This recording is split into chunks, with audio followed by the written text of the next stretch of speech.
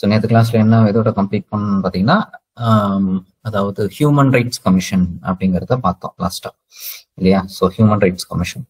So human rights commission அப்படிங்கிற பட்சத்தில் நம்ம அதாவது தேசிய மனித உரிமைகள் ஆணையம் அப்படிங்கிறது தான் பார்த்துருந்தோம் போன கிளாஸ்ல இல்லையா? ஸோ இந்த கிளாஸ்ல என்ன பார்க்க போறோம்னா ஸ்டேட் ஹியூமன் ரைட்ஸ் கமிஷன் அப்படிங்கிற விஷயத்தை பத்தி பார்க்கலாம். Okay, state human rights commission, மாநில மனித உரிமைகள் ஆணையம். ஓகே, இந்த மாநில மனித உரிமைகள் ஆணையத்துல இருந்து போன வருஷத்துல ஒரு நல்ல சூப்பர் கொஸ்டின் கேட்டிருந்தாங்க குரூப் 1ல. சரியா? என்ன கொஸ்டின் அப்படிங்கிறத பார்க்கலாம். கடைசியா வந்து குரூப் 1ல தான் கேள்வி வந்திருந்தது. சரியா? சரி, ஓகே. ஸோ மாநில மனித உரிமைகள் ஆணையம் அப்படிங்கிறது இதுவும் என்ன சொல்றாங்கன்னா ஒரு சட்டப்பூர்வ ஆணையம் தான். ஏன் சட்டப்பூர்வ ஆணையம்னா மத்திய அரசு என்ன பண்ணாங்க, மனித உரிமைகள் பாதுகாப்பு சட்டம் அப்படிங்கறது 1953ல கொண்டு வந்தாங்க. இந்த 1993ல கொண்டு வந்தாங்க. 1993 தேசிய மனித உரிமைகள் ஆணையத்தை மட்டும் கொண்டு வரல, மாநிலத்திலையும் மனித உரிமைகள் ஆணையம் அப்படிங்கறத ஏற்படுத்துறாங்க. அதான் முக்கியமான விஷயம். சரி, அப்போ ஒரே சட்டத்தின் மூலியமாக தேசிய அளவிலும் சரி மாநில அளவிலும் சரி மனித உரிமைகள் ஆணையம் அப்படிங்கிறது ஏற்படுத்தப்படுது. சரியா? ஓகே, போன வருஷம் கொஸ்டின் என்ன தெரியுமா? சிம்பிள், ஒன்றும் இல்லை, இதுதான் கொஸ்டினே. பாருங்க, ஃபர்ஸ்ட் வார்த்தை தான் question. State human rights commission. Okay, கண்டிப்பா இவங்களுடைய பணிகள் என்னன்னு பாத்தீங்கன்னா மனித உரிமைகள் மீறப்பட்டா அது விசாரிக்கிறது தான். மனித உரிமைகள் ஆணையம்னாலே மனித உரிமைகள் மீறப்பட்டா அது விசாரிக்கக்கூடியதுதான். அவங்க மாநில மனித உரிமைகள் ஆணையத்தினுடைய வரையறை என்ன அப்படிங்கறதான் அவன் கொஸ்டினா கேட்டிருந்தான். வரையறை அப்படின்னு சொல்ல போனா அவங்களுடைய எப்படி சொல்லலாம், அதிகாரம் எது வரைக்கும் பொருந்தும் அப்படின்னு கேட்டீங்கன்னா பாருங்க, இதுதான் கொடுத்திருந்தாங்க. ஸ்டேட் லிஸ்ட், சரியா? மாநில பட்டியல் அல்லது பொது பட்டியல். சரியா? அப்போ உங்களுக்கு தெரியும் அதிகாரங்கள் என்பது 3ஆ பிரிக்கப்பட்டிருக்கு. ஒன்னு பட்டியல் 1, லிஸ்ட் 1. இதை வந்து இது வந்து என்ன சொல்லுவோம், மத்திய பட்டியல்னு சொல்லுவோம். அப்போ மத்திய பட்டியலில் இருக்கக்கூடிய விஷயத்த மாநில மனித உரிமைகள் ஆணையம் என்ன பண்ண மாட்டாங்கன்னா விசாரிக்க முடியாது. சரியா? அப்ப மத்திய பட்டியல், மாநில பட்டியல், பொதுப்பட்டியல் இந்த 3த்தையுமே விசாரிக்கலாம். யார் விசாரிக்கலாம்னு பாத்தீங்கன்னா யாருங்க, தேசிய மனித உரிமைகள் ஆணையம் விசாரிக்கலாம். நான் சொல்றது புரியுதா? ஆனா மனித உரிமைகள் ஆணையம் எடுத்துக்கிட்டீங்கன்னா அவங்களுக்கு வழங்கப்பட்டிருக்கக்கூடிய அதிகாரம் எதுல இருக்குன்னு பாத்தீங்கன்னா மாநில பட்டியல்ல இருக்கக்கூடிய அதிகாரத்தையும் பொதுப்பட்டியல்ல இருக்கக்கூடிய அதிகாரத்தையும் தான் அவங்க என்ன பண்ண முடியும், விசாரிக்க முடியும் அப்படிங்கறத இந்த இடத்துல நம்மளுக்கு சொல்றாங்க. சரியா? புரிஞ்சதா? சரியா? அப்ப பாருங்க, 7வது அட்டவணை. இந்த 7வது அட்டவணை இப்ப குரூப் 1 கொஸ்டின்ல கேட்டிருந்தாங்க. அட்டவணை 7 தான் இது போல பட்டியல். சரியா? அதிகாரத்தை 3ஆ பிரிச்சு கொடுத்துருக்காங்க. மத்திய பட்டியல், மாநில பட்டியல், பொதுப்பட்டியல். சரியா? சோ ஓகே, சோ இததான் வந்து கொஸ்டினா கேட்டிருக்கிறாங்க. சரியா? சரி, ஓகே, ஃபைன். சோ அப்போ பாருங்க, இதனுடைய கம்போசிஷன் என்ன? சரியா? கம்போசிஷன் அப்படின்னா இவங்களுடைய எண்ணிக்கை என்ன அப்படின்னு சொல்லி பாத்தீங்கன்னா மாநில மனித உரிமைகள் ஆணையம் பாத்தீங்கன்னா நம்மளுக்கு என்ன சொல்றாங்க, இட் இஸ் மல்டி மெம்பர் பாடினா ஓகே, நிறைய பேர் இருக்கக்கூடிய ஒரு அமைப்பு. சரியா? சோ இதுல வந்து பாத்தீங்கன்னா ஒரு சேர்பர்சன். சரியா? சேர்பர்சன் அப்படின்னு சொல்ல போனா ஒரு தலைவர். சரியா? அப்புறம் 2 உறுப்பினர்கள் அப்படிங்கிறவங்க இருக்கலாம். சரியா? ஒரு தலைவர் இருக்கலாம், அப்புறம் 2 உறுப்பினர்கள் அப்படிங்கிறவங்க இருக்கலாம். தலைவர் பெரும்பாலும் யாரா இருப்பாரு அப்படின்னு சொல்லி பாத்தீங்கன்னா ரிட்டையர்டு சீஃப் ஜட்ஜ். சரியா? ரிட்டையர்டு சீஃப் ஜட்ஜ் அப்படின்னு சொல்றாங்க. அதாவது ஓய்வு பெற்ற தலைமை நீதிபதி அல்லது சரியா நீதிபதி. எதனுடைய நீதிபதி? உயர் நீதிமன்றம். சரியா? அப்ப மாநிலம்னு வந்துட்டாலே உயர் நீதிமன்றத்தினுடைய தலைமை நீதிபதியா இருக்கலாம் அல்லது உயர் நீதிமன்ற நீதிபதியா இருக்கலாம். ஆனா ஓய்வு பெற்ற அப்படிங்கிற வார்த்தையை கொடுத்துட்டாங்க. உறுப்பினர்களை பொறுத்த வரைக்கும், மெம்பர்ஸை பொறுத்த வரைக்கும் சரியா அவங்க என்ன சொல்றாங்கன்னு பாத்தீங்கன்னா சர்விங்னா தற்போது பணியில் இருக்கக்கூடியவங்களா இருக்கலாம் அல்லது ஓய்வு பெற்ற நீதிபதியா இருக்கலாம். எங்கன்னு பாத்தீங்கன்னா உயர் நீதிமன்றம் அல்லது மாவட்ட நீதிமன்றம். அதான் முக்கியமான பாயிண்ட். சரியா? மாவட்ட நீதிமன்றம். சரியா? சோ மெம்பர்ஸ் வந்து மாவட்ட நீதிமன்றத்துல இருந்தும் தேர்ந்தெடுக்கிறாங்க அப்படிங்கிறத புரிஞ்சுக்கோங்க. ஓகேவா? ஃபைன். சரி, ஓகே. இப்போ அந்த இடத்துல நேத்து நம்ம பார்த்தோம். சரியா? தலைவரா இருக்கட்டும், உறுப்பினரா இருக்கட்டும், அப்பாயின்ட் பண்றது யாரு? நம்மளுக்கு ஆளுநர் தான் அப்பாயின்ட் பண்றாரு. இது உங்களுக்கு தெரிஞ்ச விஷயம் தான். ஆளுநர் தான் என்ன பண்ணுவாரு, அப்பாயிண்ட் பண்ணுவாரு அப்படிங்கிறது உங்களுக்கு தெரியும். இப்போ இதுல என்ன முக்கியமான விஷயம் அப்படின்னு சொல்லி பாத்தீங்கன்னா இந்த டைம்ல ஆளுநருக்கு ரெக்கமெண்ட் பண்றது. சரியா? ஆளுநருக்கு பரிந்துரை செய்வதற்காக இங்கேயும் பாத்தீங்கன்னா ஒரு குழு அப்படிங்கிறது இருக்கு. பொதுவாகவே மனித உரிமைகள் ஆணையம் அப்படின்னு சொல்ல போனா ஒரு குழு தான் என்ன பண்ணுவாங்கன்னா பரிந்துரை பண்ணுவாங்க யார தலைவரா போடணும் அப்படின்ற விஷயத்த. சரியா? நான் பார்த்துட்டு வந்தீங்களா? என்ன பார்க்க சொன்னேன் அப்படின்னு கேக்குறீங்களா? இப்போ இது வரைக்கும் நடத்தின ஆணையங்களுக்கு தலைவர் எல்லாம் பார்த்துட்டு வர சொன்னேன். பாத்தீங்களா இல்லையா? பாத்தீங்களா? ஒருத்தர் கூட பேச மாட்டேன்றீங்க. ஒருத்தரும் பார்க்கல இல்லையா? சரி, ஓகே. நல்லா புரிஞ்சுக்கோங்க. நம்ம மறுபடியும் ஒரே விஷயத்தை ரிப்பீட் பண்ணக்கூடாது இல்லையா? ஸோ அதுவும் எனக்கும் ஒரு மாதிரி இருக்கும். பிகாஸ் நம்ம எக்ஸாம் கிளியர் பண்ணணும். எக்ஸாம் கிளியர் பண்ணணும் அப்படிங்கிற பட்சத்துல நம்ம தான் நிறைய ரிஸ்க் அப்படிங்கறது எடுக்கணும். ஓகே, நம்மளுக்கு நிறைய பொறுப்புகள் இருக்கு இல்லையா? ஸோ அதெல்லாம் சரியா பண்ணோம்னா மட்டும்தான் நம்மளால அந்த இடத்த அச்சீவ் பண்ண முடியும். ஓகே, நீங்க நிறைய பேர் ஒர்க்குக்கு போறவங்களா இருக்கலாம். சரியா? சரி, ஓகே, ஃபைன். ரொம்ப நேரம் பேச விரும்பல. சரி, ஓகே, பாருங்க. சரி, ஓகே. சோ இப்போ எந்த இடத்துலயும் பாத்தீங்கன்னா ஒரு குழு இருக்கு அப்படின்னு சொல்றாங்க. இந்த குழுவுக்கு தலைமை தாங்கக்கூடியது பெரும்பாலும் முதலமைச்சர் தான். மாநிலம்னு வந்துட்டாலே முதலமைச்சர் அப்படிங்கிறவர் தான் தலைமை தாங்குறாரு. சோ இந்த குழுவுல வேற எல்லாம் யார் இருக்கிறா அப்படின்னு சொல்லி பாத்தீங்கன்னா ஸ்பீக்கர், சபாநாயகர். சரியா? மாநில சட்டமன்றம் இருக்கும். அந்த மாநில சட்டமன்றத்தினுடைய சபாநாயகர் அப்படிங்கிறவர் தலைவரா இருப்பார். அடுத்தது ஸ்டேட் ஹோம் மினிஸ்டர், மாநில உள்துறை அமைச்சர் அப்படின்னு சொல்லலாம். சரிங்களா? மாநில உள்துறை அமைச்சர் அப்படின்னு சொல்லலாம். அதுக்கப்புறம் சட்டமன்றத்தில் இருக்கக்கூடிய எதிர்கட்சி தலைவர் அப்படிங்கிற வார்த்தையும் சொல்லலாம். சட்டமன்றத்தில் உள்ள எதிர்கட்சி தலைவர். ஓகேவா? சட்டமன்றத்தில் உள்ள எதிர்கட்சி தலைவர். ஒருவேளை அந்த மாநிலத்தில் மேலவை இருந்தால், மேலவைன்னா என்னதுங்க? கவுன்சில். மேலவை இருந்தால், சரியா, அந்த கவுன்சில்ல இருக்கக்கூடிய தலைவர் வருவார். சரியா? மேலவையினுடைய தலைவர் இருப்பாரு. அதே போல மேலவையில் இருக்கக்கூடிய எதிர்கட்சி தலைவர் என்பவரும் இருப்பாரு அப்படிங்கிறது போல புரிஞ்சுக்கணும். சரியா? மேலவையில் இருக்கக்கூடிய எதிர்கட்சி தலைவரும் இருக்கலாம் அப்படிங்கிறத அண்டர்ஸ்டாண்ட் பண்ணிக்கோங்க. ஓகேவா? ஃபைன். சரி, ஓகே. இவங்களுடைய பதவிக்காலம் அப்படின்னு சொல்லிட்டாலே சேர்பர்சனா இருந்தாலும் சரி, அதாவது தலைவரா இருந்தாலும் சரி, உறுப்பினரா இருந்தாலும் சரி, இவங்களுடைய பதவிக்காலம் அப்படிங்கிறது 3 வருடம். சரியா? அல்லது 70 வயது வரை. சரியா? 3 வருடம் அல்லது 70 வயது வரை அப்படின்னு சொல்றாங்க. சரியா? அப்புறம் பாருங்க, they are not eligible for reappointment. சரியா? Eligible for reappointment. எலிஜிபிள்னா என்னதுங்க? அவர்கள் மறு நியமனத்திற்கு தகுதியானவர்கள். சரியா? மறு நியமனத்திற்கு தகுதியானவர்கள் அப்படின்னு சொல்லி தெரிஞ்சுக்கிட்டா மட்டும் போதும். சரியா? சரி, ஓகே. இவங்களுடைய பதவிக்காலம் என்பது அரசியலமைப்பால் நிர்ணயிக்கப்பட்டிருந்தாலும், சரியா, இவங்களை அதற்கு முன்னாடியே என்ன பண்ண முடியும்னு பாத்தீங்கன்னா, ஒருவேளை, சரியா, இவங்களை பதவி நீக்கம் செய்யணும்னா நல்லா புரிஞ்சுக்கோங்க. பதவி நீக்கம் செய்யணும்னா குடியரசுத் தலைவர் தான் பதவி நீக்கம் செய்ய முடியும். சரியா? அப்பாயின்ட் பண்றது வேணா நம்மளுக்கு யாரா இருக்கலாம், ஆளுநர் தான் அப்பாயின்ட் பண்றவங்களா இருக்கலாம். சரியா? ஆனா பதவி நீக்கம் செய்யக்கூடியது யாரா இருக்க முடியும்? குடியரசுத் தலைவர் தான் இருக்க முடியும் அப்படிங்கறத இந்த இடத்துல நம்மளுக்கு சொல்றாங்க. சரியா? சரி, ஓகே. இது ஒரு முக்கியமான விஷயம். சரியா? பதவி நீக்கம் செய்வது யாரு? நம்மளுக்கு குடியரசுத் தலைவர். ஓகேவா? சோ இவங்களுடைய சம்பளங்கள் படிகள் எல்லாமே யார் தீர்மானிக்கிறா அப்படின்னு சொல்லி பாத்தீங்கன்னா ஸ்டேட் கவர்மெண்ட். இது ரொம்ப முக்கியமான ஒரு பாயிண்ட். சரியா? சோ சேர்பர்சன் மெம்பர்ஸ் உடைய சேலரி, சரியா, சம்பளம் இருக்கு இல்லையா, இந்த சம்பளத்தை தீர்மானிக்க கூடியது, டிட்டர்மைன் பண்ணக்கூடியது மாநில அரசு. சரியா? சரி, ஓகே, ஃபைன். இது ரொம்ப முக்கியமான ஒரு விஷயம் அப்படிங்கறத பாத்துக்கிடுங்க. ஓகே, சரி, ஓகே. வேற என்ன இவங்களுடைய ஃபங்க்ஷன் அப்படிங்கிறது ஒண்ணும் இல்லைங்க தான். அதாவது மனித உரிமைகள் மீறப்பட்டா ஆட்டோமேட்டிக்கா என்ன பண்ணுவாங்க, அதை முன்னெடுத்து விசாரிக்கக்கூடியதுதான் இவங்களுடைய வேலைகள்லாம் இருக்கு அப்படிங்கறத நம்ம தெரிஞ்சுக்கிறோம். சரியா? சரி, ஓகே, ஃபைன். சோ வேற என்ன அப்படின்னு சொல்லி பார்த்தோம்னா, அடுத்ததான் நம்ம பார்க்கக்கூடியது நேஷனல் கமிஷன் ஃபார் உமன்ஸ். இதெல்லாம் புதுசா இருக்கும். சரியா? மனித உரிமைகள் ஆணையம் வரையும் புத்தகத்துல இருக்கும். இந்த உமன்ஸ் கமிஷன், சில்ட்ரன்ஸ் கமிஷன் இதெல்லாம் புத்தகத்துல இருக்காது. சரியா? இந்த இடத்துல இருந்து போன வருஷம் நம்மளுக்கு கொஸ்டின் வருது. இந்த வாட்டி குரூப் 1ல மனித உரிமைகள் ஆணையத்தோட நிறுத்திட்டாங்க. சரியா? மத்த இடத்துல கொஸ்டின் வரல, இந்த இடத்துல நம்மளுக்கு கொஸ்டின் வந்திருக்கு. ஓகே, சரி, பார்க்கலாமா என்னென்ன கொஸ்டின்ஸ் வந்திருக்குன்னு சொல்லிட்டு போன வருஷம். சரி, பாத்துடலாம். ஃபர்ஸ்ட் பாருங்க, மனித உரிமைகள் ஆணையம் அப்படின்னு சொல்லிட்டு எப்ப கொண்டு வந்தாங்க அப்படிங்கிற மாதிரி கேட்பாங்க. சரியா? சரி, ஓகே. இந்த ஆணையம் கொண்டு வரப்பட்டது அப்படிங்கிறது, கொண்டு வருவதற்கு முன்னாடி பாருங்க, committee on status of women's in India, அதாவது பெண்களின் நிலை குறித்து ஆராய்வதற்காக ஒரு குழு அமைக்கப்பட்டிருக்கு. பெண்களின் நிலை குறித்து ஆராய்வதற்காக ஒரு குழு அமைக்கப்பட்டிருக்கு. எந்த வருஷம் அப்படின்னு சொல்லி பாத்தீங்கன்னா 1974. சரியா? 1974 பெண்களின் நிலை இந்தியால எப்படி இருக்கு அப்படிங்கிறத ஆராய்வதற்கு ஒரு குழு. இந்த குழு தான் என்ன பண்றாங்கன்னு பாத்தீங்கன்னா, தேசிய அளவுல நீங்க என்ன பண்ணணும், ஒரு பெண்களுக்கான ஒரு ஆணையத்தை நீங்க கொண்டு வரணும். சரியா? பெண்களுக்கான ஒரு ஆணையத்தை கொண்டு வரணும். அப்படி ஆணையத்தை கொண்டு வந்து பெண்களின் நிலையை குறித்து என்ன பண்ணணும், அவங்க தான் என்ன பண்ணணும், பெண்களுக்கான பாதுகாப்பு, சரியா, அப்புறம் பெண்களுக்கு ஏதாவது குறைகள் இருந்தா இதெல்லாம் விசாரிக்கிறதுக்கு ஒரு செப்பரேட் ஒரு கமிஷன் வேணும்னு சொல்லியிருக்கிறாங்க. எக்ஸாம்ல அதை கேட்கலாம். சரியா? சரி, ஓகே. எப்ப சொல்றாங்க? 1974 சொல்றாங்க.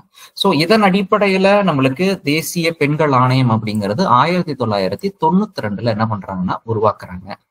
சரியா? 1992. எதற்கு? பெண்களை பாதுகாக்க, பெண்களை மேம்படுத்த மற்றும் சமூக அநீதியிலிருந்து பாதுகாப்பதற்காக. சரியா, சிம்பிளா சொல்லணும்னா பெண்களின் உரிமைக்காக. சரியா, பெண்களின் நலத்தை கருதி என்ன பண்றாங்கன்னா பெண்கள் ஆணையம் அப்படிங்கிறது 1992 உருவாக்கப்படுகிறது. சரியா, சரி, ஓகே, ஃபைன். இத பாருங்க, இட் இஸ் அ ஸ்டாட்யூட்டரி பாடி. சரியா, ரொம்ப முக்கியமானது. இது ஒரு சட்டப்பூர்வ ஆணையம். சரியா, சட்டப்பூர்வ ஆணையம். ஆனா எந்த ஆணையம் கிடையாது, அரசியலமைப்பு ஆணையம் கிடையாது, அரசியலமைப்பு அந்தஸ்து பெற்ற ஒரு ஆணையம் கிடையாது. இது ஒரு சட்டப்பூர்வ ஆணையம். சரியா, அப்ப சட்டம் போட்டிருக்கிறாங்களா பாராளுமன்றத்துல அப்படின்னு கேட்டீங்கன்னா ஆமா. பாருங்க, national commission for women's act 1990. சரியா, 90ல சட்டம் போட்டிருக்கிறாங்க. சரியா, பெண்கள் ஆணையத்துக்கான சட்டம் 90ல சட்டம் போடப்பட்டிருக்கு. ஆனா கொண்டு வந்தது பாத்தீங்கன்னா 92ல தான் கொண்டு வந்திருக்கிறாங்க. சரியா, இதுதான் ரொம்ப முக்கியம். 92ல தான் கொண்டு வந்திருக்கிறாங்க. பெண்களுக்கான சட்டம் எந்த வருஷம்? இந்த போல சட்டங்கள் நிறைய வாட்டி கேட்கிறாங்க எக்ஸாம்ஸ்ல, அதனால பார்த்து வச்சுக்கிடுங்க. சரியா, சோ பெண்களுக்கான சட்டம் எந்த வருஷம்னு பாத்தீங்கன்னா 1990. இது எந்த அமைச்சகத்துக்கு கீழே செயல்படுது அப்படின்னு சொல்லி பாத்தீங்கன்னா பெண்கள் மற்றும் குழந்தைகள் மேம்பாட்டு அமைச்சகம். ரொம்ப முக்கியமான விஷயம் இது கூட. சரியா, இது எந்த அமைச்சகத்துக்கு கீழே செயல்படுது இந்த இயக்கம்? சரி, இந்த ஆணையம் அப்படின்னு கேட்டாங்கன்னா பெண்கள் அண்ட் குழந்தைகள் மேம்பாட்டு, ஆமா, குழந்தைகள் மேம்பாட்டு ஆணையம் அப்படின்னு சொல்லி சொல்றாங்க. ஓகேவா, ஃபைன். சரி, ஓகே.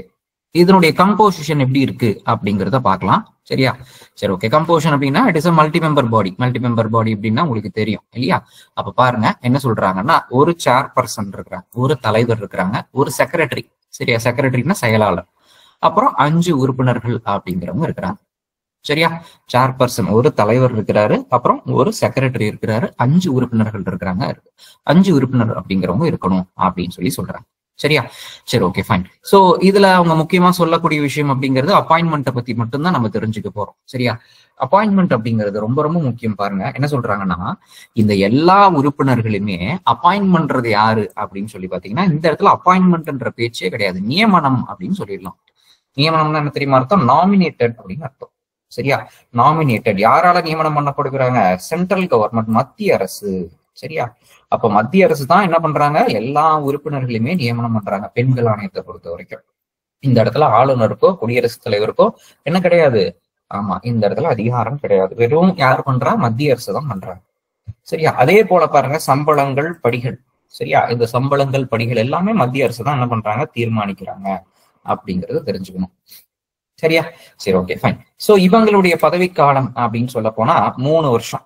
சரியா, சேர்பர்சனா இருந்தாலும் சரி அல்லது உறுப்பினராக இருந்தாலும் சரி, அதாவது தலைவராக இருந்தாலும் சரி அப்புறம் உறுப்பினராக இருந்தாலும் சரி, பதவிக்காலம் அப்படிங்கிறது 3 வருடம். அதற்கு முன்னதாகவே இவங்க பதவி விலகணும். சரியா, பதவியில இருந்து ராஜினாமா பண்ணணும்னு நினைச்சா மத்திய அரசு கிட்ட. சரியா, குடியரசுத் தலைவர் கிடையாது. ஆப்ஷன்ல குடியரசுத் தலைவர்னு பாத்தீங்கன்னாலே அங்கதான் போவீங்க. சரியா, ராஜினாமா கிடையாதுன்னு போட்டாலே மக்கள் அங்க போயிடுவாங்க இல்லையா?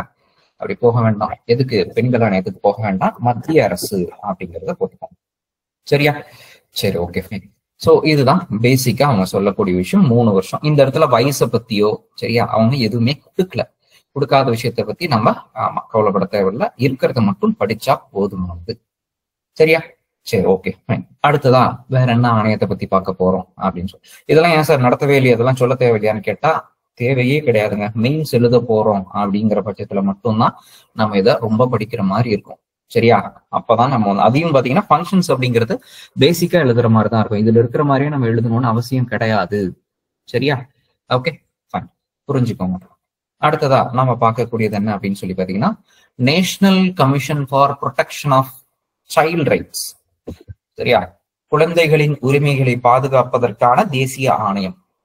சரியா, அப்போ குழந்தைகளின் உரிமைகளை பாதுகாப்பதற்கான, சரியா, குழந்தைகளின் உரிமைகளை பாதுகாப்பதற்கான ஒரு தேசிய ஆணையம் அப்படிங்கறத கொண்டு வந்திருக்காங்க. சைல்ட் ரைட்ஸ் அப்படின்னு சொல்லி சொல்றோம். சரி, ஓகே, ஃபைன். சோ இதுவும் பாத்தீங்கன்னா இதுவும் என்ன சொல்றாங்க அப்படின்னு சொல்லி பாத்தீங்கன்னா, இது ஒரு சட்டப்பூர்வ ஆணையம்னு சொல்றாங்க. அப்ப சட்டப்பூர்வ ஆணையம்னாலே உங்களுக்கு நல்லா தெரியும், ஏன்னா நிறைய சட்டப்பூர்வ ஆணையம் பார்த்துட்டோம். அப்போ ஏதாவது ஒரு சட்டத்தை போட்டுதான் இந்த இடத்துல என்ன பண்ணிருக்கணும் அவங்க, ஆமா, கொண்டு வந்திருக்கணும். அப்ப பாருங்க, protection of child rights act, குழந்தைகள் பாதுகாப்பு சட்டம். சரியா, குழந்தைகள் பாதுகாப்பு சட்டம் எப்போன்னு கேட்பாங்க. எப்போ? 2005. சரியா, இது போல கொஸ்டின்ஸ் நம்ம பிலிமினரில எதிர்பார்க்கலாம். குழந்தைகள் பாதுகாப்பு சட்டம் எப்போ அப்படின்னு சொல்லி கேட்பாங்க. எப்போ? 2005 அப்படின்னு சொல்றாங்க. 2005 இது போடப்பட்டாலையும் சரியா, இந்த ஆணையம் ஏற்படுத்தப்பட்டது 2007 தான் ஏற்படுத்தியிருக்கிறாங்க. ஓகேவா, 2007வது வருஷம் தான் இந்த ஆணையம் அப்படிங்கிறது ஏற்படுத்தப்பட்டிருக்கு. சிம்பிளா ஒன்றும் இல்ல, குழந்தைகளுடைய உரிமைகளை பாதுகாக்கணும்.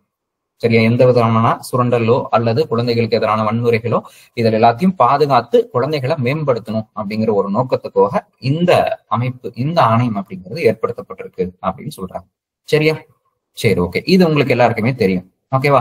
சரி, ஓகே. இதை ஏன் சார் நம்ம கொண்டு வரணும் அப்படின்னு சொல்லி கேட்டீங்கன்னா, உங்களுக்கு ஆல்ரெடி தெரியும் ஐநா. சரியா? ஐநா என்ன பண்ணிருக்காங்கன்னா, இதை கூட நோட் பண்ணிக்கோங்க, எக்ஸாம்ல கேட்கறதுக்கான வாய்ப்பு இருக்கு. சரியா? குழந்தைகள் உரிமைகளை பாதுகாக்கணும் அப்படின்னு சொல்லிட்டு நவம்பர் 20, 1989. சரியா? இது எக்ஸாம்ல கேட்பாங்க. சரியா? தெளிவா நோட் பண்ணிக்கோங்க. அப்போ ஐநா என்ன பண்ணிருக்காங்க, குழந்தைகளின் உரிமைகளை பாதுகாப்பதற்காக ஒரு பிரகடனம் அப்படின்னு கூட சொல்லலாம். சரியா? சரி, ஓகே. அதை கொண்டு வந்திருக்கிறாங்க. எப்போ? நவம்பர் 20, 1989. இதுல இந்தியா கையெழுத்து போட்டிருக்கு. சரியா? அப்ப சர்வதேச ஒப்பந்தத்துல இந்தியா கையெழுத்து போட்டிருக்கு குழந்தைகளின் பாதுகாப்போம் நாங்கன்னு சொல்லிட்டு. எப்ப போட்டிருக்காங்க பாருங்க, 11 டிசம்பர் 1992. இதெல்லாம் எக்ஸாம்ல நம்மளுக்கு வந்து கேட்கலாம், டேட்டோட கேட்பாங்க. 11 டிசம்பர் 1992 ஐநாவுடைய ஒப்பந்தத்துல இந்தியா ராட்டிஃபை பண்றாங்க. சரியா? கையெழுத்து போடுறாங்க. குழந்தைகள் தினம் என்னைக்கு? இதெல்லாம் பேசிக்கான கொஸ்டின் தான் இல்லையா? இதுக்கும் நான் ஆன்சர் பண்ண மாட்டேன்னு உட்காந்துருக்கீங்களா? நவம்பர் 14. சரி, ஓகே, ஃபைன். சரி, ஓகே. இது எல்லாருக்கும் தெரிஞ்ச விஷயமா தான் இருக்கும். ஓகே, சரி. அடுத்தது கொஸ்டின் கேட்கலாம், பார்க்கலாம். சரி, சோ இந்தியா அதுல கையெழுத்து போட்டனால இந்த விஷயத்த பத்தி சொல்றாங்க. இது கூட சம்டைம்ஸ்ல கேட்டிருக்காங்க. குழந்தைகள் இந்த கன்வென்ஷன் அப்படின்னு சொல்ல போனா ஒரு மாநாடு அல்லது என்ன சொல்லலாம், ஒரு ஒப்பந்தம். இந்த இதுல வந்து குழந்தைகள் அப்படின்றத யாரை வகைப்படுத்துறாங்க, டிஃபைன் பண்றாங்க அப்படின்னு கூட கேட்பாங்க. குழந்தைகள் அப்படிங்கிற டிஃபைன் பண்ணக்கூடியது பிலோ 18 ஏஜ், அவங்க 18 வயசுக்கு கீழே இருக்கக்கூடியவங்களா இருந்தா அவங்கள குழந்தைகள் அப்படிங்கிற மாதிரி நம்மளுக்கு வகைப்படுத்துறாங்க அப்படின்னு சொல்றாங்க. சரியா? ஐநாவின் ஒப்பந்தத்தின்படியில 18 வயசு கீழே இருந்தா. சரியா? சரி, ஓகே, ஃபைன். அடுத்ததா வேற என்ன பார்க்க போறோம் அப்படின்னு சொல்லி பாத்தீங்கன்னா, வழக்கம் போல கம்போசிஷன். சரியா? சோ இந்த கம்போசிஷன் அப்படின்னு சொல்லக்கூடியது பெரும்பாலும் பாத்தீங்கன்னா ஒரு சேர்பர்சன் 6 உறுப்பினர்கள். சரியா? ஒரு சேர்பர்சன் 6 உறுப்பினர்கள் அப்படிங்கிறவங்க இருப்பாங்க அப்படின்னு சொல்றாங்க. சோ இதுல உறுப்பினர்கள் 2 பேர் மட்டும் பெண்களா இருக்கட்டும் அப்படின்னு சொல்லி இருக்கிறாங்க. சரியா? அந்த அளவுக்கு உள்ள போக மாட்டாங்க, இருந்தாலும் தெரிஞ்சுக்கோங்க. 2 உறுப்பினர்கள் அப்படிங்கிறவங்க பெண்களா இருப்பாங்க அப்படின்னு தெரிஞ்சுக்கோங்க. Okay, fine. சோ இப்போ இதற்கு அப்பாயின்மெண்ட் எல்லாம் யாரு சார்? சரியா? சேர்பர்சனா இருக்கட்டும், மற்ற உறுப்பினரா இருக்கட்டும், அப்பாயின்மெண்ட் யாரு அப்படின்னு சொல்லி கேட்டீங்கன்னா, இந்த இடத்துல அப்பாயின்மெண்ட்ன்ற வார்த்தையை பொருத்தணும். சரியா? அங்க பாருங்க, பெண்கள் ஆணையத்திற்கு நியமனம்னு சொன்னோம். இந்த இடத்துல தமிழ்ல வந்து அப்படியேதான் சொல்லுவாங்க, நியமனம் அப்படிங்கிற மாதிரி. ரெண்டுத்துக்கும் ஒரே வார்த்தை தான் நினைக்கிறேன். சரியா? ஆனா இந்த இடத்துல அப்பாயிண்டட் அப்படின்னு சொல்றாங்க. அப்பாயிண்டட்னா பணிக்கு அமர்த்தப்படுகிற, அப்படி கூட புரிஞ்சுக்கலாம் நீங்க. சரியா? சேர்பர்சன் அப்பாயிண்டட் பை 3 பேர் கொண்ட குழு. சரியா? 3 பேர் கொண்ட குழு. யாரு அப்பாயின்ட் பண்றா? நம்மளுக்கு மத்திய அரசு தான். சரியா? பெண்கள் குழந்தைகள்னாலே மத்திய அரசுன்னு போட்டுக்குவாங்க, குடியரசுத் தலைவர் வர முடியாதுங்க. சரியா? அப்போ 3 பேர் கொண்ட குழு அப்படின்னு சொல்லிட்டு நம்மளுக்கு என்ன பண்றாங்க, ரெக்கமெண்ட் பண்றாங்க. இதன் அடிப்படையில மத்திய அரசு இவங்களை அப்பாயிண்ட் பண்றாங்க அப்படின்னு மட்டும் தெரிஞ்சுக்கோங்க போதும். சரியா? இவங்களுடைய சேலரிஸ் அப்படின்னு சொல்லக்கூடியது தீர்மானிக்கக்கூடியது வழக்கம் போல மத்திய அரசு. சரியா? மத்திய அரசு தான் சேலரிஸ் தீர்மானிக்கிறாங்க. இவங்களுடைய பதவிக்காலம் அப்படின்னு சொல்ல போனா, பதவிக்காலம் என்பது 3 ஆண்டுகள். சரியா? 3 ஆண்டுகள் அப்படின்னு சொல்லி தெரிஞ்சுக்கோங்க. இந்த இடத்துல ரொம்ப முக்கியமான விஷயங்கள் நீங்க நோட் பண்ண போறீங்க. என்னன்னா, பெண்கள் ஆணையம், குழந்தைகள் ஆணையத்தை பொறுத்த வரைக்கும், சரியா, இவங்க மறு நியமனத்திற்கு தகுதி கிடையாது. இவங்க மறு நியமனம் செய்ய முடியாது 2 தடவைக்கு மேல. அதான் முக்கியமான வார்த்தை. சரியா? 2 முறைக்கு மேல, 3 ஆண்டுகள் பதவிக்காலம் அது ஓகே, 2 முறைக்கு மேல மறு நியமனம் செய்ய முடியாது. சரியா? சோ இதை மட்டும் நோட் பண்ணிக்கோங்க. இதை நம்ம வந்து பெண்கள் ஆணையத்துல இது போல பார்க்கல. சரியா? குழந்தைகள் ஆணையத்துல தான் இது போல பாக்குறோம். சரியா? சரி, ஓகே. பாருங்க, வயது வரம்பு கொடுத்துருக்காங்க. சரியா? வயது வரம்பு பொறுத்த வரைக்கும் சேர்பர்சன் அப்படின்னு சொல்ல போனா 65 வயது வரை. 3 ஆண்டு பதவிக்காலம் ஓகே. சரியா? ஆனா வயது என்ன சொல்றாங்க, 65 வயசு வரைக்கும் அப்படிங்கறத சொல்றாங்க. சரியா? இதே உறுப்பினராக இருக்கும் பட்சத்தில் 60 வயது வரை அவர் வந்து பதவிக்காலத்துல இருப்பாரு அப்படிங்கிற மாதிரி இந்த இடத்துல சொல்லியிருக்காங்க. ஓகேவா? புரிஞ்சதா? அண்டர்ஸ்டாண்ட் ஆயிடுச்சா ஓரளவுக்கு? இது மட்டும் கொஞ்சம் புதுசா இருக்கும் உங்களுக்கு, வேற ஒண்ணும் கிடையாது. சரி, இந்த ஆணையங்கள் மட்டும் தான் புதுசா இருக்கும். எக்ஸாம்ஸ்ல இது போல கொஸ்டின்ஸ் கேட்டுருவாங்க. சரியா? குழந்தைகள் பாதுகாப்பு சட்டம் பாருங்க, எந்த வருஷம் நம்மளுக்கு 2005 அப்படிங்கறத நீங்க நோட் பண்ணணும். சரியா? அப்படின்னு சொன்னா மட்டும் போதுமானது. அடுத்ததா minority commission, national commission for minorities, சிறுபான்மையினருக்கான ஆணையம் அப்படின்னு சொல்லி சொல்றோம். எல்லாரும் எழுத முடியுதா? எல்லாராலையும் நோட் பண்ணிட்டு வந்துட்டு இருக்கீங்களா? நோட் பண்றீங்களா? சரி, ஓகே. நோட் பண்ணிட்டு இருக்கீங்களா? சந்தோஷம். கரண்ட் அஃபேர்ஸ் டெய்லியும் கேட்க வேண்டியதா இருக்கு. இன்னைக்கு சார்ட்ட சொல்லியிருந்தேன், உங்ககிட்ட கேட்க சொன்னி. சார் சொன்னாரா? சார் சொன்னாரா கரண்ட் அஃபேர்ஸ் கேட்டாரா உங்ககிட்ட? சார் இன்ஃபார்ம் பண்ணியிருந்தேன், இது போல கரண்ட் அஃபேர்ஸ் எல்லாத்தையும் பாருங்க சார், என்னால பார்க்க முடியலன்னு சொல்லியிருந்தேன். சார் கேட்டாரா? என்னங்க யாரும் பதில் சொல்ல மாட்டேன்றீங்க? கேட்கலையா சார்? சேலத்துல? சரி ஓகே, சரி எழுதி வைங்க, நான் வரும்போது பாக்குறேன். சரியா? யார் எழுதுறான்னு தெரியல, பார்ப்போம். சரி, அடுத்ததான் மைனாரிட்டிஸ்க்கான கமிஷன். மைனாரிட்டிஸ் அப்படின்னு சொல்ல போனா சிறுபான்மையினர்கள், சிறுபான்மையினருக்கான ஆணையம். சரியா? சிறுபான்மையினருக்கான ஆணையம் அப்படிங்கிறது ஒரு தீர்மானத்தின் மூலியமாக கொண்டு வரப்பட்டிருக்கு, உங்களுக்கே தெரியும். சரியா? தீர்மானத்தின் மூலியமாக ஆணையங்களை ஏற்படுத்தலாம். சரியா? ஒரு எக்ஸிகியூட்டிவ் ரெசல்யூஷன் அப்படின்னு சொல்லுவாங்க, நிர்வாக தீர்மானம். இந்த தீர்மானம் என்ன பண்ணுச்சுன்னா 1978 சிறுபான்மையினருடைய நலன்களை பாதுகாப்பதற்காக ஒரு ஆணையம் அப்படிங்கிறது ஏற்படுத்தப்பட்டது. எப்போ? 1978 அப்படின்னு மட்டும் தெரிஞ்சுக்கோங்க போதும். சரியா? சரி ஓகே ஃபைன். சோ உள்துறை அமைச்சகம் கீழே கொடுத்திருக்காங்க பாருங்க, உள்துறை அமைச்சகத்தினால் இந்த தீர்மானம் எடுத்துட்டு வரப்பட்டது. அவ்வளவுதான், வேற எதுவுமே தேவையில்லை. சரியா? ஃபைன். இந்த இடத்துல இதுக்கு எப்பொழுது சட்டம் போடப்பட்டது? சரியா? இந்த ஆணையத்திற்கு எப்பொழுது சட்ட அந்தஸ்து கிடைச்சது அப்படின்னு சொல்லி கேட்டீங்கன்னா, தேசிய okay national commission for minorities act அப்படிங்கிறது 1992. சரியா?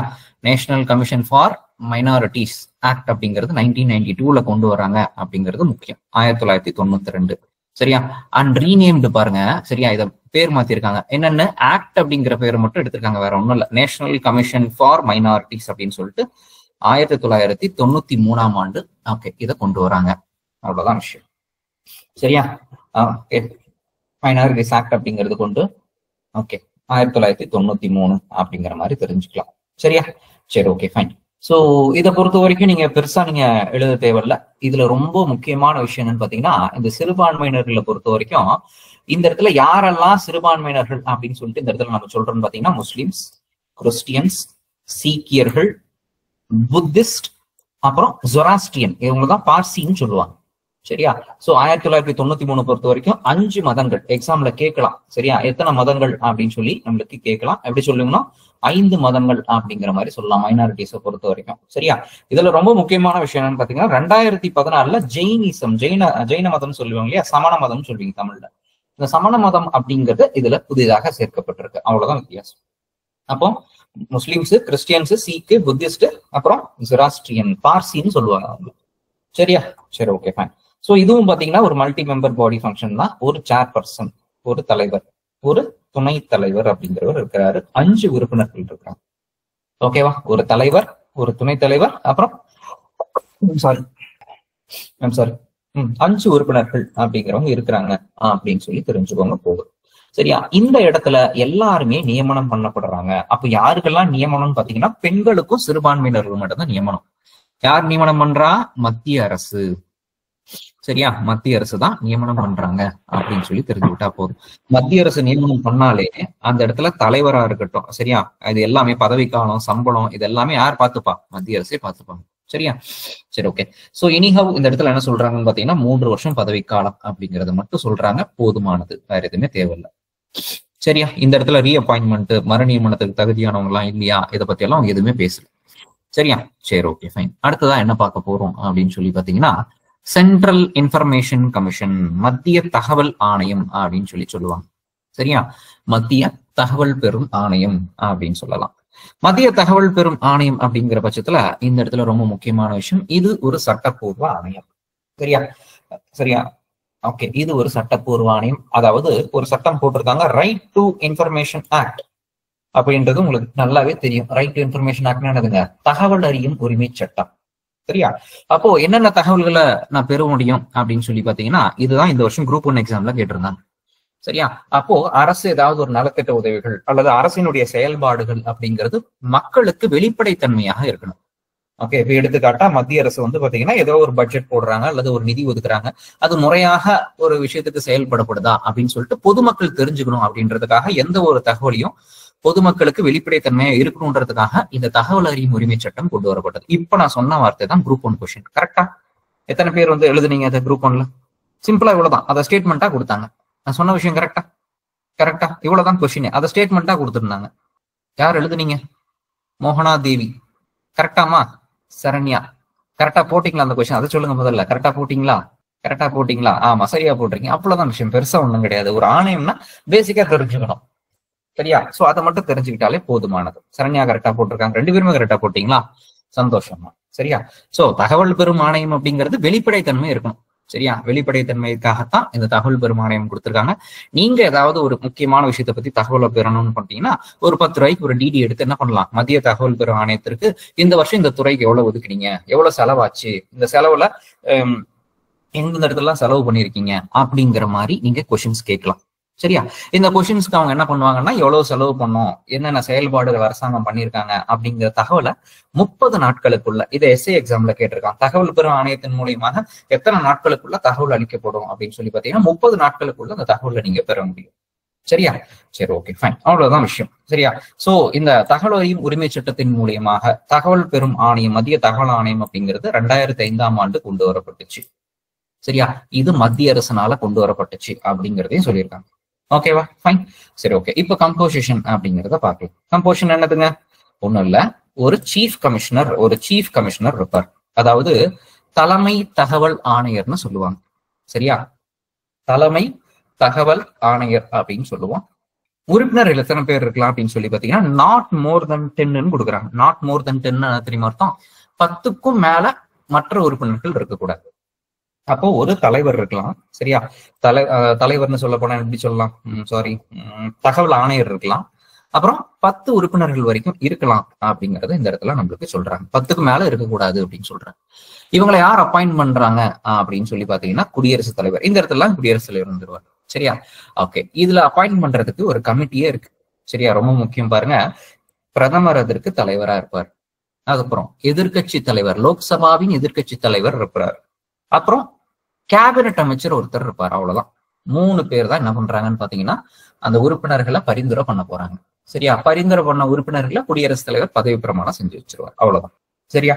யாரெல்லாம் இருக்க போறாங்க அப்படின்றது மட்டும் பாத்துக்கோங்க. பிரதமர், எதிர்கட்சி தலைவர், அப்புறம் ஒரு கேபினட் அமைச்சர் அப்படின்னு சொல்றாங்க. சரியா? சரி, ஓகே, ஃபைன். இப்போ இவங்களுடைய பதவிக்காலம் ஏதாவது நிர்ணயிக்கப்பட்டிருக்கா அப்படின்னு சொல்லி கேட்டீங்கன்னா பதவிக்காலம் அப்படிங்கிறது 65 வயது வரை. சரியா? 65 வயது பதவிக்காலம் அப்படின்னு சொல்லி சொல்றாங்க. 6 வருடம் சொல்லுவாங்க, அது இந்த இடத்துல சொல்லல. சரியா? சரி, ஓகே. ரொம்ப முக்கியமான விஷயம் என்னன்னா இவங்க தான் சரியா எதற்கு எலிஜிபிள் கிடையாது, மறு நியமனத்திற்கு எலிஜிபிள் கிடையாது. சரியா? மறு நியமனம் அப்போ தகவல் அப்படிங்கிறது அப்படி நீங்க புரிஞ்சுக்கலாம். சரியா? தகவல் பெறும் ஆணையத்தை பொறுத்த வரைக்கும் ஒரு முறை தான் இருக்க முடியும்.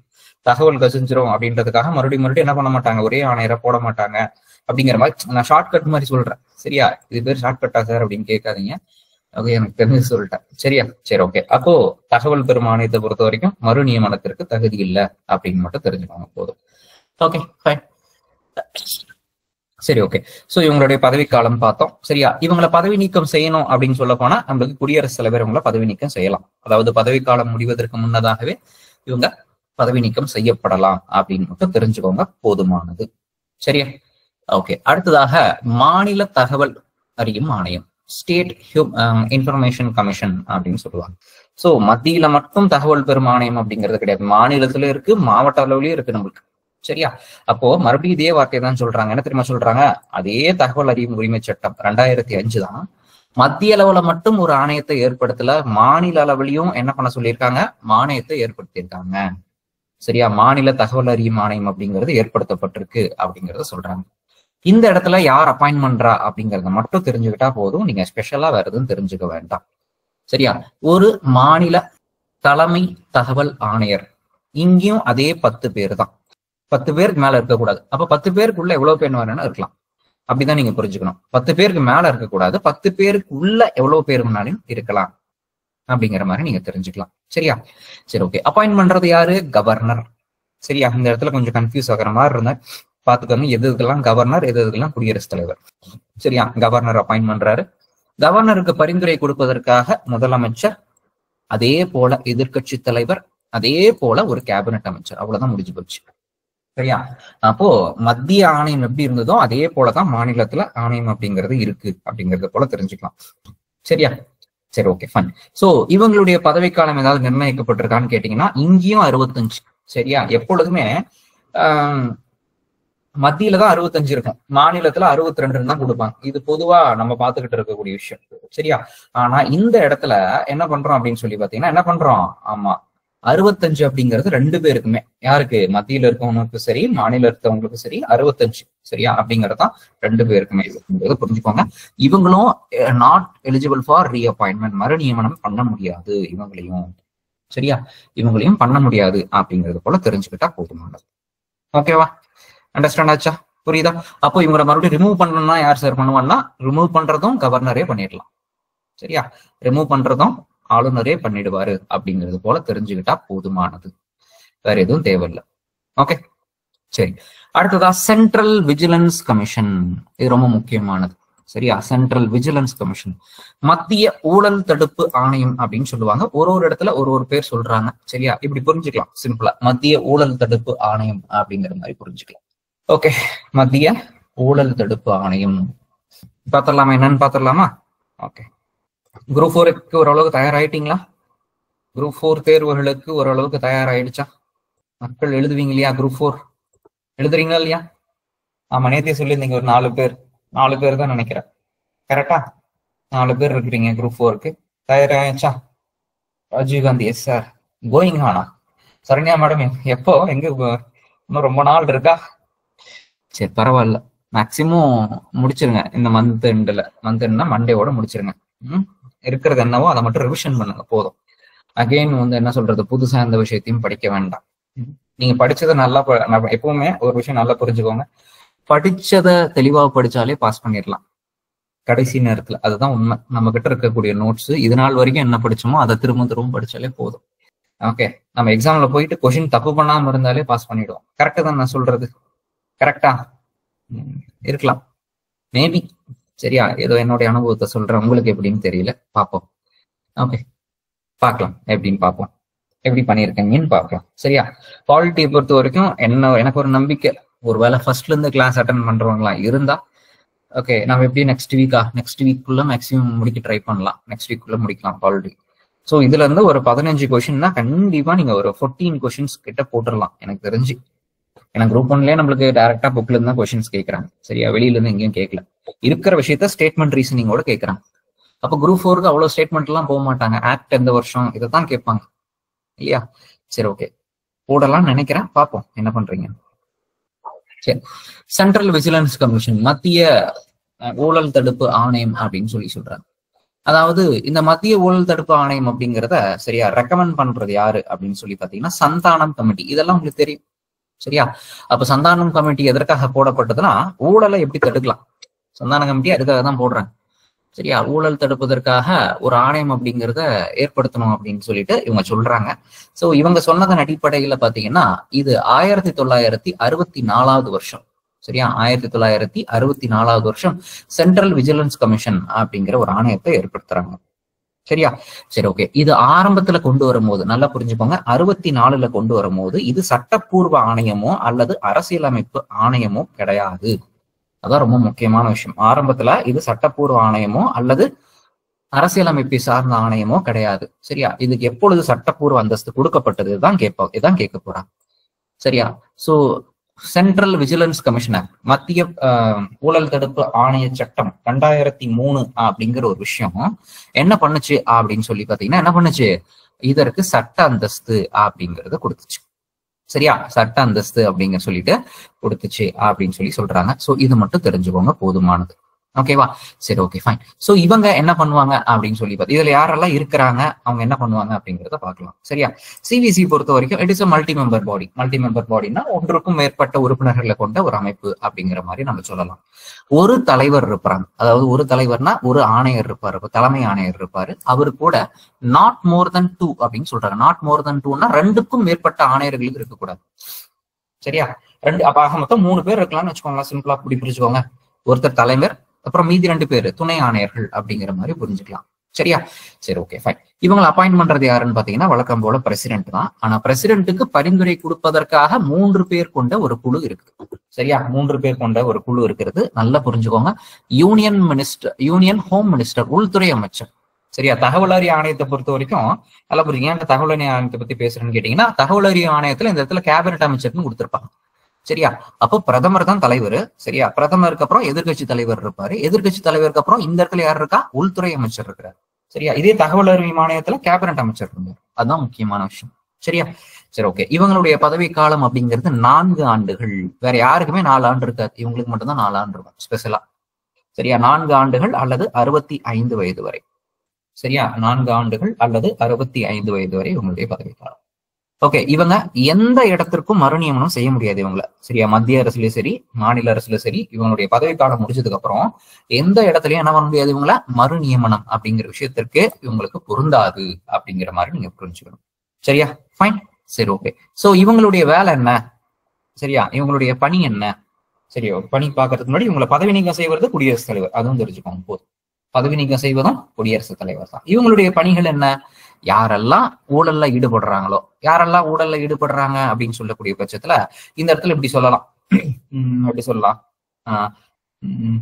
ஓகே. சோ இந்த IAS அதிகாரிகள், IPS அதிகாரிகள், சரியா? அப்புறம் எப்படி சொல்றது, செக்ரட்டரிஸ், இப்போ நிறைய என்ன சொல்றது, கான்ஸ்டிடியூஷன்ல நல்ல ஒரு பதவியில் இருக்கக்கூடிய நபர்கள் இருக்காங்க பாத்தீங்களா? சோ இவங்க வந்து பாத்தீங்கன்னா இவங்களெல்லாம் ஊழல்ல இருந்து ஊழல்ல ஈடுபடாம தடுக்கக்கூடியதான் இவங்களுடைய வேலை. சரியா? ஒரு வேலை ஊழல்ல ஈடுபட்டா அவங்க மீது விசாரணை நடத்துவது இவங்களுடைய வேலை அப்படிங்கிற மாதிரி புரிஞ்சுக்கோங்க போதும். சரியா? இவங்களுடைய சம்பளம், இதுதான் ரொம்ப முக்கியம். இந்த இடத்த தான் தேடிட்டு வந்தேன், சம்பளம். சரியா? சோ ஊழல் தடுப்பு ஆணையருடைய சம்பளம் பாருங்க யாருக்கு இணையாதுன்னு சொல்றாங்க, UPSC சேர்மன் மற்றும் அதனுடைய சேர்மனுக்கு இணையானது அப்படின்னு சொல்றாங்க. அதுதான் முக்கியமான விஷயம். அப்ப UPSCல இருக்கக்கூடிய சரியா மத்திய பணியாளர் தேர்வு ஆணையத்தையும் எதையும் கனெக்ட் பண்றாங்க? ஆமா, ஊழல் தடுப்பு ஆணையத்தையும் கனெக்ட் பண்றாங்க. அவங்களுக்கு இணையானது அப்படின்னு சொல்றாங்க. புரியுதா? சோ இதை தெரிஞ்சுக்கலாம் நீங்க. ஓகேவா? சரி, ஓகே, ஃபைன். சோ இது மட்டும் போதுமானது.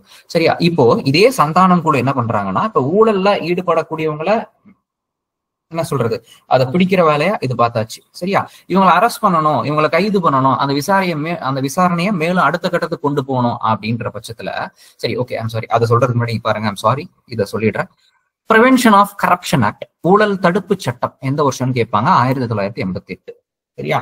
ஊழல் தடுப்பு சட்டம் 1988 போட்டுக்கோங்க, எக்ஸாம்ஸ்ல கேட்கலாம். ஊழல் தடுப்பு சட்டம் எந்த வருஷம் சொல்லிட்டு. சோ இதன் அடிப்படையில் தான் பாருங்க குரூப் A ஆபீசர்ஸ் சொல்றாங்க. குரூப் A ஆபீசர்ஸ்னா நீங்க IAS IPS எக்ஸாம்ஸ் எழுதுறீங்க. சரியா? அப்புறம் ஆல் இந்தியா சர்வீஸ்ல செலக்ட் ஆயிருக்கீங்க, மத்திய அரசுல பணியாளரா இருக்கிறீங்க. சோ இவங்கெல்லாம் என்ன பண்ணுவாங்க? இவங்க எல்லாத்தையும் கண்டுபிடிக்கிறது தான் இவங்களுடைய வேலை. சரியா? அதான் ஊழல் தடுப்பு சட்டம்னு சொல்றாங்க. Okay, fine. இவங்க என்ன பண்ணிட்டாங்க? ஊழல் அப்படிங்கறத கண்டுபிடிச்சிட்டாங்க. சரியா? இவங்களை அரெஸ்ட் பண்ணி கைது பண்ணி அடுத்ததா அந்த விஷயத்தை கொண்டு போறதுக்காகத்தான் அடுத்ததா ஒரு ஆணையத்தை இதே சந்தானம் கமிட்டி பரிந்துரை பண்றாங்க. அதற்கு பேர் தான் CBI. சரியா? அப்ப CBI அப்படிங்கிறது இனிஷியலா இதுக்காக தான் கொண்டு வரப்பட்டது. எதற்காக? ஊழல் தடுக்கிறாங்க, ஓகே, பிடிக்கிறாங்க, ஓகே, அதை விசாரிக்கணும், அடுத்த கட்டத்துக்கு நாங்க கொண்டு போனோம் அப்படிங்கிற பட்சத்துல இதை யார் செய்ய போறாங்கன்னா CBI அப்படிங்கிற ஒரு ஆணையத்தை தான் செய்யணும்.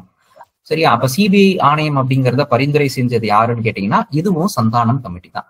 சரியா? இங்க கொடுத்துருப்பாங்க. ஓகே, பரவாயில்ல, எழுதிக்கோங்க. CBI அப்படிங்கிற ஆணையமும் பரிந்துரை செய்யப்பட்டது யாரால? சந்தானம் கமிட்டி அப்படின்னு சொல்றாங்க. சரியா? இனிஷியலா பாருங்க, CBI அப்படிங்கிற சொல்லக்கூடிய சரியா மத்திய புலனாய்வுத்துறைன்னு சொல்லுவாங்க தமிழ்ல. என்ன சொல்றோம்? மத்திய புலனாய்வுத்துறை. கரெக்டா தான் சொல்றேன்னு நினைக்கிறேன். மத்திய புலனாய்வுத்துறை. இந்த மத்திய புலனாய்வுத்துறை அதாவது சுதந்திரம் வாங்கறதுக்கு முன்னாடியே நம்மளுக்கு 1941லயே இதை ஏற்படுத்திருப்பாங்க. 1941லயே இதை ஏற்படுத்திட்டாங்க. சரியா? சரி, ஓகே. ஆஃப்டர் இண்டிபெண்டன்ஸ் என்ன பண்றாங்க அப்படின்னு சொல்லி பாத்தீங்கன்னா இந்த ஆணையத்தை பரிந்துரை பண்றதுனால மத்திய ஹோம் அஃபேர்ஸ் சொல்லுவாங்க. சரியா? அதாவது உள்துறை அமைச்சகம் அப்படிங்கிறவங்க 1963ல ஒரு தீர்மானத்தின் மூலியமாக கொண்டு வரப்பட்டுச்சு. நல்லா புரிஞ்சுக்கணும். அப்ப CBI அப்படிங்கிறதும் ஒரு தீர்மானத்தின் மூலியமாக கொண்டு வரப்பட்ட ஒரு அமைப்பு தான். சரியா? இந்த தீர்மானம் யார் கொண்டு வரா? ஹோம் அஃபேர்ஸ் அப்படின்னு சொல்லக்கூடிய உள்துறை அமைச்சகம். உள்துறை அமைச்சகத்தினால் ஒரு தீர்மானம் கொண்டு வரப்பட்டது. இந்த தீர்மானம் அப்படிங்கிறது கொண்டு வரப்பட்டதுனால என்ன பண்றாங்க? CBI அப்படிங்கிற ஒரு ஆணையம் ஏற்படுத்துறாங்க. சரியா? இப்போ CBI அப்படிங்கிறது ரொம்ப முக்கியமான ஒரு விஷயம் பாருங்க. டெல்லி ஸ்பெஷல் போலீஸ் அப்படின்னு சொல்லுவாங்க. சரியா? டெல்லி போலீஸோட CBI அப்படிங்கிறது ஒன்றிணைச்சிட்டாங்க. ஓகே, இப்போ டெல்லி போலீஸ்னாலையும் ஒண்ணுதான், CBI-னாலையும் ஒண்ணுதான். அப்போ CBI அப்படிங்கறத கொண்டு போய் எங்க வச்சுட்டாங்க? டெல்லி போலீஸ் அப்படிங்கறத வச்சுட்டாங்க. டெல்லி போலீஸ்ல வச்சதுனால CBI தற்போது மினிஸ்ட்ரி ஆஃப் பர்சனல் என்ற அமைச்சகத்துக்கு கீழே செயல்பட ஆரம்பிச்சது. சரியா? நல்லா புரிஞ்சுக்கோங்க. அப்போ கொண்டு வந்தது தீர்மானத்தின் மூலியமாக கொண்டு வந்தது உள்துறை அமைச்சகம், அதுல மாற்றம் கிடையாது. சரியா? மினிஸ்டர் ஆஃப் ஹோம் அஃபேர்ஸ் அப்படின்னு சொல்லக்கூடிய உள்துறை அமைச்சகம் தான் தீர்மானத்தை கொண்டு வந்திருக்கிறாங்க. சரியா? இது சிபிஐல இணைச்சதுக்கு அப்புறம் இது எந்த அமைச்சகத்து மாறிடுச்சு? மினிஸ்ட்ரி ஆஃப் பர்சனல் அப்படின்னு சொல்லக்கூடிய அமைச்சகத்திற்கு மாறிவிட்டது. ஓகேவா? அண்டர்ஸ்டாண்ட் ஆச்சா? சரி, ஓகே, ஃபைன். சிபிஐ அப்படிங்கிறது இனிஷியலா வந்து பாத்தீங்கன்னா ஒரு சட்டப்பூர்வ ஆணையம் கிடையாது. சரியா? சட்டப்பூர்வ ஆணையம் அப்படிங்கிறது கிடையாது. சரி, ஓகே. இது எல்லாம் இதற்கு சட்டப்பூர்வ ஆணையம் எங்கிருந்து, சட்டப்பூர்வ அந்தஸ்து எங்கிருந்து கிடைக்குதுன்னா நம்மளுக்கு டெல்லி ஸ்பெஷல் போலீஸ்ன்னு சொல்லுவாங்க. சரியா? Delhi special police act 1946. இதன் மூலியமாகத்தான் இது அதிகாரம் பெறுகிறார்கள் அப்படின்னு மட்டும் தெரிஞ்சுக்கிட்டா போதும். ஓகேவா? சரியா?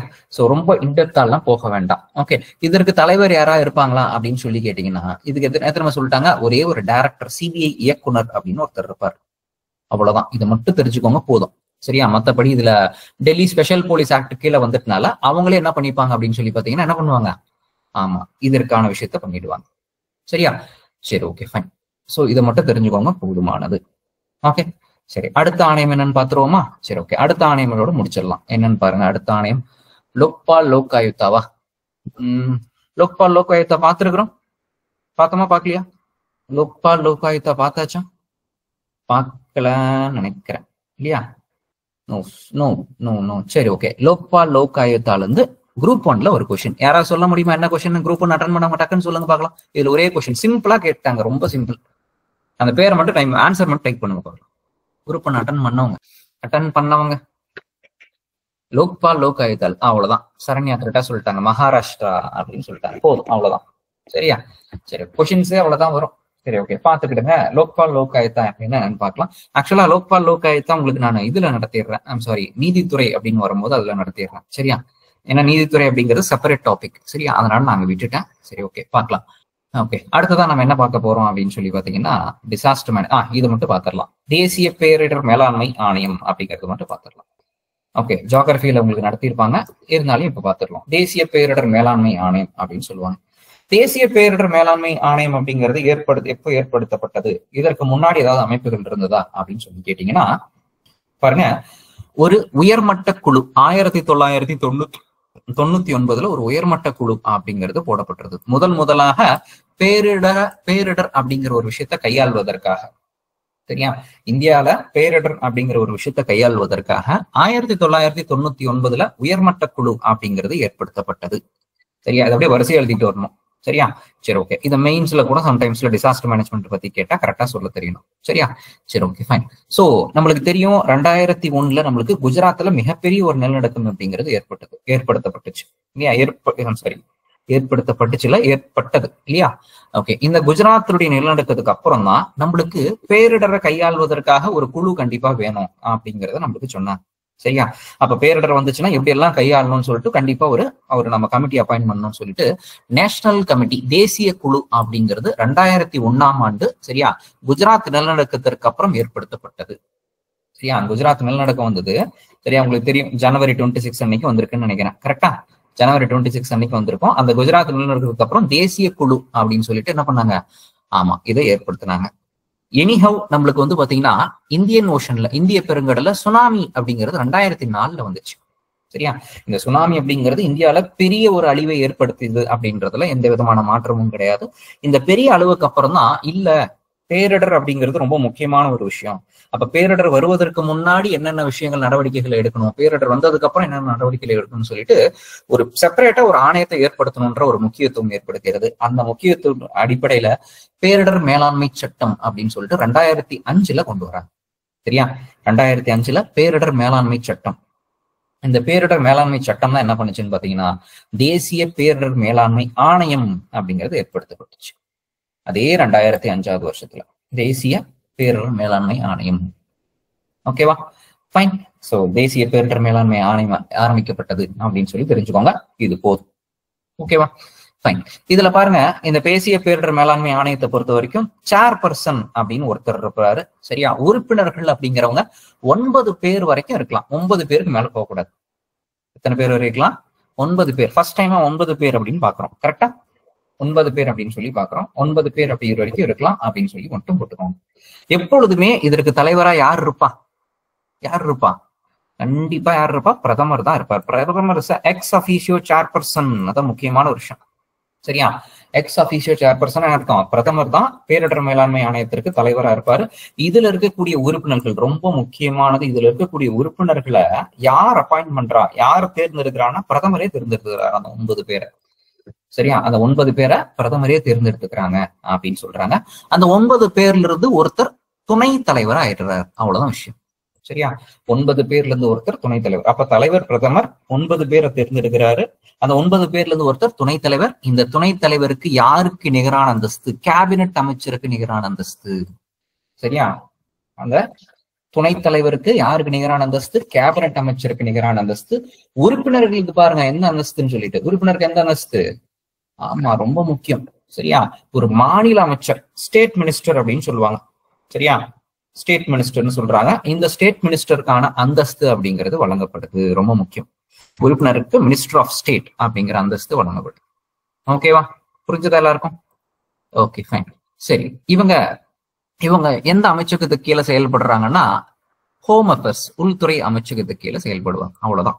சரியா, உள்துறை அமைச்சகத்துக்கு கீழே செயல்படுறாங்க அப்படின்னு மட்டும் தெரிஞ்சுக்கோங்க. இவங்களுடைய எதற்காக இந்த ஆணையம்னா ஒண்ணும் இல்ல, பேரிடர் ப்ரிவென்ஷன் எடுத்துங்க. முன் வருவதற்கு முன்னாடி என்னென்ன தடுப்பு நடவடிக்கைகளை செய்யணும், சரியா, எப்படி தயார் நிலையில இருக்கணும், எப்படி ஒரு பேரிடர் வந்துச்சுன்னா அதை மீட்டெடுக்கிறது எப்படி, இது போல விஷயங்களை இவங்க என்ன பண்ணுவாங்க, செயல்படுத்துவாங்க.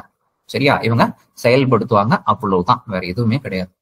சரியா, சரி, ஓகே, ஃபைன். சோ இந்த அளவுக்கு இதுல தெரிஞ்சுக்கிட்டா போதும். நம்ம ஜியோகிரபியில நிறைய படிக்க போறோம். சரியா, இதே போல பாருங்க, இந்த மாநில பேரிடர் ஆணையம் அப்படிங்கிறது உருவாக்கப்பட்டுச்சு அப்படிங்கறத மட்டும் தெரிஞ்சுக்கோங்க. மாநில பேரிடர் ஆணையம் இதுவும் 2005 தான். சரியா, மாநில பேரிடர் ஆணையம். இதுக்கு யாரு தலைவரா இருக்கா அப்படிங்கறத மட்டும் பார்த்துடலாம். தலைவர் அப்படிங்கிறவர் இங்கேயும் ஒருத்தர் தான், இங்கேயும் அதே 9 பேர் தான். சரியா, மாநிலத்தை பொறுத்த வரைக்கும் முதலமைச்சர் தான். அங்க எப்படியோ அதே ஸ்ட்ரக்சர் தான் இங்கேயும்.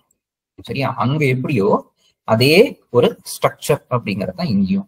சரியா, சரி, ஓகே. தலைவர் என்பவர் யாரு? முதலமைச்சர். எத்தனை பேர் இருக்கணும்? 9 பேர் வரைக்கும் இருக்கலாம். சரியா, ஓகே, ஃபைன். இந்த 9 பேர் யார் தேர்ந்தெடுப்பா? வழக்கம் போல யாருங்க?